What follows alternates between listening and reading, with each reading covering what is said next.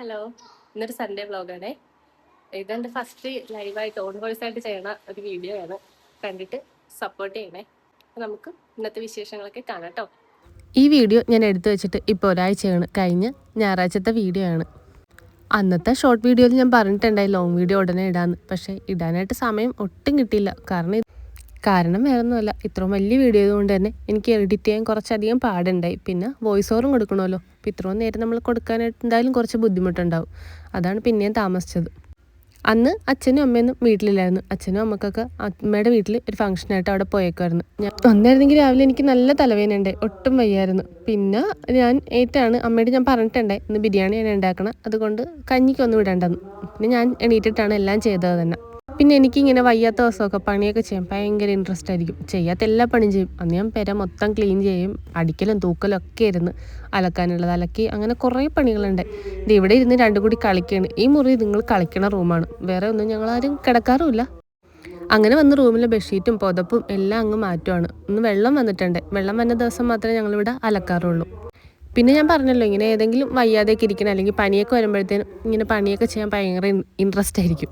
പിന്നെ ഇതൊക്കെ ചെയ്തിട്ട് ചെന്നൊരു റെസ്റ്റ് എടുക്കലുണ്ട്, അതൊരു സുഖമാണ്. അങ്ങനെ ബെഡ്ഷീറ്റെല്ലാം മാറ്റിയിട്ട് അവിടെ അടിച്ചു വാരി തുടക്കണം. പിന്നെ അടുക്കളയിൽ വലിയ പണിയില്ല. ബിരിയാണി ആയതുകൊണ്ട് തന്നെ പെട്ടെന്ന് ഉണ്ടാക്കിയല്ലോ. കുറേ കറികളൊന്നും ഉണ്ടാക്കണ്ട. കറിയും വെക്കുക, റൈസും ഉണ്ടാക്കിയാൽ മാത്രം മതിയല്ലോ. അതുകൊണ്ട് അവിടെ ചിക്കൻ കറിയുടെ പരിപാടിയൊക്കെ നടക്കുന്നുണ്ട്. അന്നേരത്തേനുമാണ് ഞാൻ ഇവിടെ വന്നത്. ചിക്കൻ ഇവിടെ വറുക്കാൻ ഇട്ടിട്ടായിരുന്നു ഞാൻ അടിക്കാനൊക്കെ പോയിക്കൊണ്ടിരുന്നത്. അടുപ്പത്തായതുകൊണ്ട് പെട്ടെന്നൊന്നും കരിഞ്ഞു പോകത്തില്ലല്ലോ. ഇവിടെ ചിക്കൻ കറി മിക്ക കറികളും എല്ലാം അടുപ്പത്ത് തന്നെയാണ് ഉണ്ടാക്കുന്നത്. ചെറിയ ചെറിയ കറികൾ മാത്രമേ ഗ്യാസായിട്ട് ഉണ്ടാക്കാറുള്ളൂ. പിന്നെ ഈ സവാള അരിയുമ്പോഴത്തേനും നമ്മൾ കുറച്ചധികം നേരം ഒരു 10-15 മിനിറ്റ് തൊലിയെ കളഞ്ഞ് വെള്ളത്തിൽ ഇട്ടിട്ടുണ്ടെങ്കിൽ കണ്ണെരിയത്തില്ല കേട്ടോ. എന്നോട് ആരോ പറഞ്ഞതായിരുന്നു. പിന്നെ തൊട്ട് ഞാൻ അങ്ങനെയാണ് ചെയ്യുന്നത്. അതുകൊണ്ട് കണ്ണങ്ങനെ എരിയാറില്ല. പെട്ടെന്ന് തന്നെ അരിഞ്ഞെടുക്കാനും പറ്റും. ശരിക്കും നമ്മൾ പെണ്ണുങ്ങൾ ഒരു മൾട്ടി ടാലൻറ്റഡ് ആട്ടോ. ഒരേ സമയം നമുക്ക് എത്ര പണികളാണ് ചെയ്യാൻ പറ്റുന്നത്. അടുക്കളയിലെ കാര്യവും കൊച്ചിൻ്റെ കാര്യവും വീട്ടിലെല്ലാ കാര്യവും ചെയ്യുന്നുണ്ടല്ലോ.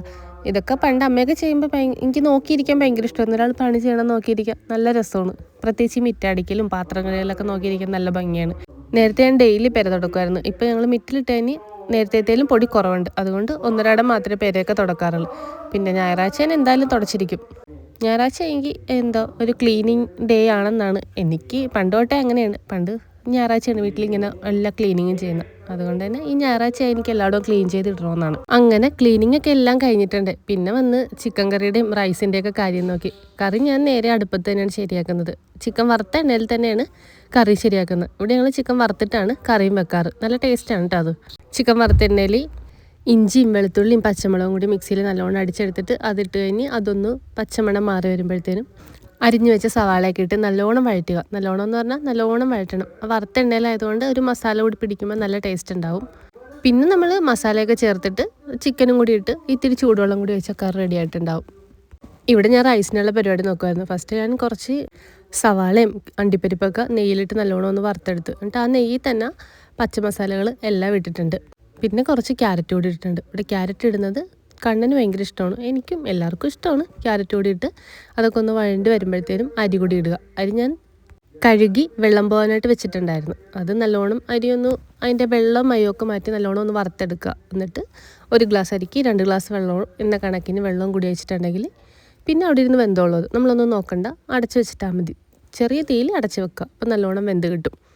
അങ്ങനെ റൈസിൻ്റെ കാര്യം കഴിഞ്ഞിട്ട് ഇവിടെ ബാക്കി സവാള പഴുന്നാരം നല്ലോണം വഴണ്ടിട്ടുണ്ട്. പിന്നെ മസാലപ്പൊടി, മല്ലിപ്പൊടി, മുളക് പൊടി, ചിക്കൻ മസാല എല്ലാം ഇട്ട് നല്ലോണം ഒന്ന് മണം മാറണ വരെ വഴറ്റിയിട്ട് ചിക്കൻ കൂടി ഇട്ട് കുറച്ച് വെള്ളം കൂടി വെച്ച് ചിക്കൻ കറിയും റെഡിയാക്കിയിട്ടുണ്ട്.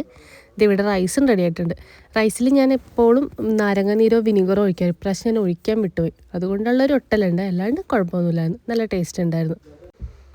അങ്ങനെ ചിക്കൻ കറി റൈസും എല്ലാം റെഡിയായിട്ടുണ്ട്. പിന്നെ ഇന്ന് ഫുഡ് കഴിക്കണം. കണ്ണൻ ഇന്ന് തന്നെ കഴിച്ചോളാം എന്ന് പറഞ്ഞു. ചിക്കൻ കറി ബിരിയാണിയൊക്കെ ചെയ്തുകൊണ്ട് ആൾക്ക് പറഞ്ഞ് തന്നെ കഴിച്ചോളാം.